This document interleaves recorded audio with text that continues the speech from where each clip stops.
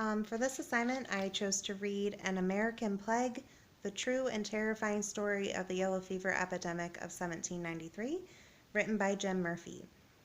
Jim Murphy has authored over 35 fiction and nonfiction books for children, young adults, and general audiences alike, including over 30 books specifically about events in history. To make my selection, I just went off of reviews of the most popular children's informational literature on Amazon, Google, Goodreads. This book came up time and time again. It was included in a chart in our textbook for some of the most renowned children's nonfiction writers. And it was also a Newbery Honor book in the year it was released. The book itself is about the yellow fever epidemic that hit Philadelphia in 1793.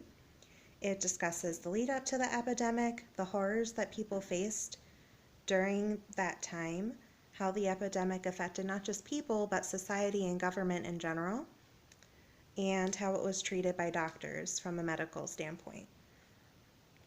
Murphy uses quotations from first-hand accounts, including journals and letters, to help the reader appreciate exactly how it must have felt to be a person living in Philadelphia during that time. I learned a lot of really interesting things from reading this book. First of all, just the nature of the illness itself. It has several stages, starting off pretty minor and then progressing and progressing. Starting off, you would have chills, a headache, and maybe a couple other symptoms for like 3 days. And then your fever would break and you would think you were getting better. And then a few hours later, your skin and eyeballs would turn yellow, your nose, gums, and intestines would begin to bleed, and the patient would start vomiting thick black blood and become delirious. And they were in a constant state of pain until they finally died. Second, the air at that time in Philadelphia was absolutely putrid due to rotting coffee that had fallen into a nearby wharf. It was theorized that the bad-smelling air was upsetting people enough to cause this violent, fatal fever. There were some crazy preventative measures taken to prevent people from getting the fever. People thought things like smoking cigars excessively, chewing garlic, wearing clothing drenched in vinegar, and cleansing the air with gunpowder would help to prevent them from getting sick. George Washington himself left Philadelphia, which was the capital of America at that time. He left to preserve himself and his family, and that threw government into absolute chaos to the point that basically society was shut down during the duration of the fever. 2 days after the president left, a meteorite landed on 3rd Street in Philadelphia, which was viewed as an omen that the worst was yet to come. Fees for nurses reached $4 or $5 per day, which was a lot given that the average yearly income was only $200. It may seem like, pocket change to us, but in that day, that was a crazy amount of money. And finally, intensive bloodletting was seen as a cure. And the demand for this procedure was so popular that doctors ran out of vessels in which to put the blood and began bleeding people on the streets.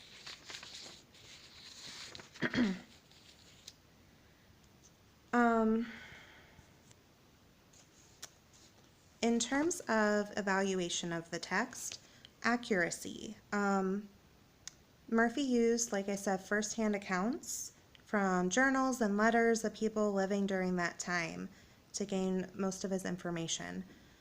These first-hand accounts offer a lot of insight, not just into the facts of the epidemic, but how people thought and felt about it too. It gave it a really human side instead of just cold, hard facts.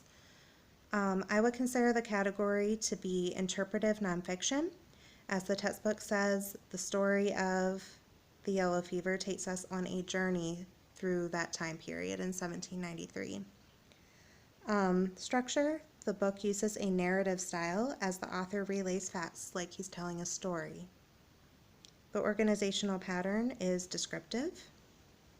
The style.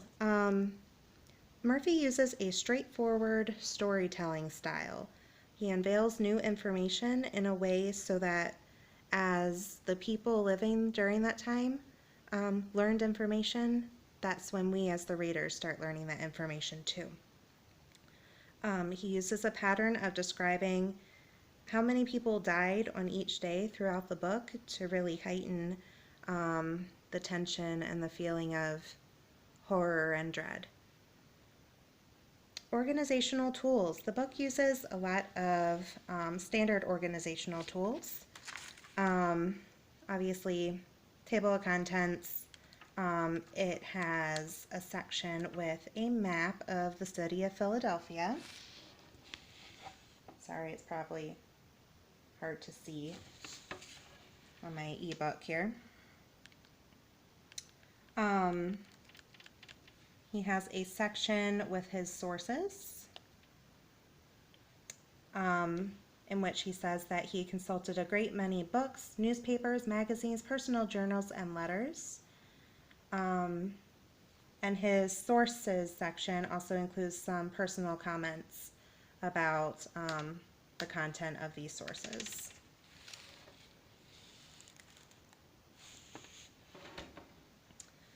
Graphics and visual features. He uses a great many visual features throughout the book. I already showed you the map.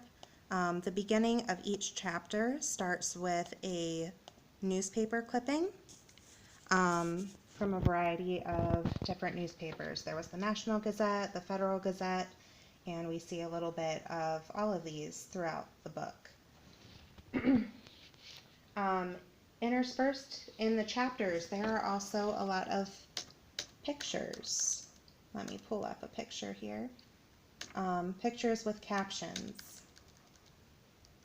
A lot of the pictures are actually drawings that are from other places and other places that were contemporary to Philadelphia during that time.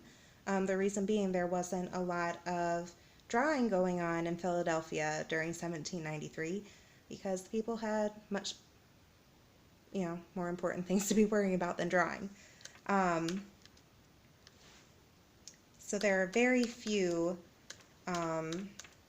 images directly from Philadelphia.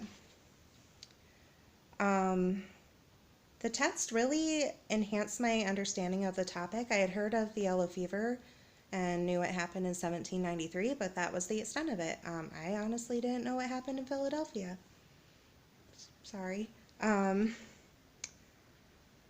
It provided a lot of in-depth details that I never knew, like exactly what the yellow fever was and the symptoms, and interweaving so many first-hand quotations from people who lived during that time helped me to further appreciate how terrifying it must have been to be a part of this epidemic. I would recommend this book, to young adults at least 13 years of age. The subject matter itself is very mature, and sometimes it's a little scary, to be honest. It's gruesome and probably not for the faint of heart. The images in the book can be a bit frightening, and so I would suggest, 13, 14-year-olds up into adulthood to be the appropriate age range for this book. I would recommend this book to young adults who are either interested in learning about history or even young adults who haven't, it would be a great book for kids who maybe haven't read much nonfiction but want a topic that is engaging.